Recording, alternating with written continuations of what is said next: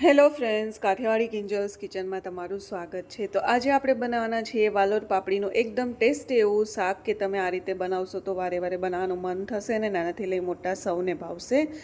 તો કુકરની અંદર આપણે તેલ મૂકી દીધું છે। તેલ ગરમ થાય એટલે આપણે લસણના ટુકડા ઉમેરી દઈશું। લસણ બ્રાઉન રંગનું થાય એટલે આપણે જીરું ઉમેરીશું। જીરું ઉમેર્યા પછી હિંગ અને હળદર ઉમેરી દઈશું। હિંગ હળદર ઉમેર્યા પછી પાપડીને આ રીતે આપણે ફોલી લીધી હતી અને એની જે સિંગ હોય છે કાચી હોય એને આ રીતે કટકા કરીને ઉમેરી દીધા હતા। સ્વાદ અનુસાર મીઠું ઉમેરી દઈશું। એકાદ મિનિટ જેવું તેલમાં પકાવીશું। પછી આપણે ટમેટું ઉમેરી દઈશું મીડિયમ સાઇઝનું। પછી એકાદ મિનિટ જેવું પાછું પકાવી લઈશું, મિક્સ કરી લઈશું। હવે આપણે એની અંદર ઉમેરીશું ધાણા જીરું પાવડર અને લસણવાળી ચટણી। લસણવાળી ચટણી તમે તમારા ટેસ્ટ મુજબ ઓછી વધતી કરી શકો છો। અહીંયા આપણે કહેવા પૂરતું જ પાણી ઉમેરવાનું છે કેમ કે આપણે રસાવાળું શાક નથી બનાવવું, ફક્ત પકાવવા માટે જ બનાવીશું। 3 સીટી થાય અને એનું પ્રેશર જાતે રિલીઝ થાય ત્યાં સુધી આપણે પકાવવાનું છે। તમે જોઈ શકો છો ખૂબ જ ટેસ્ટી એવું વાલોરનું શાક બનીને તૈયાર છે।